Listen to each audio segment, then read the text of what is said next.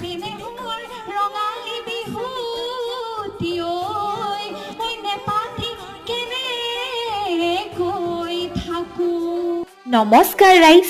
অসমত এতিয়া ফগ নহয়, চলি আছে বহাগ মাহ। আৰু বহাগ মানেই অসমৰ শদিয়াৰ পৰা ধুবুৰীলৈকে প্ৰতিটো চুকে কোণে হৈ আছে এখন এখন বিহু ফাংচন।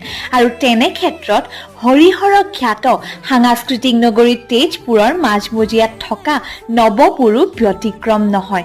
আৰু আপোনালোকক জনাবলৈ পাই সুখী যে এই বিহু সন্মিলনীখনত মই ঘোষিকা ৰূপে উপস্থিত আছিলোঁ। সম্পূৰ্ণ এটা নতুন অভিজ্ঞতা। আৰু এই ভিডিঅ'টোৰ যোগেদিয়ে মই নৱপুৰবাসী ৰাইজক ধন্যবাদ জ্ঞাপন কৰিছোঁ মোক ইমান এটা সুন্দৰ সুযোগ দিয়াৰ বাবে। ৰাইজ, মোক ভাইটি এজনে সুধিছিল যে মই ভিডিঅ'টোৰ শেষত ছাবস্ক্ৰাইব কৰিবলৈ কিয় নকওঁ।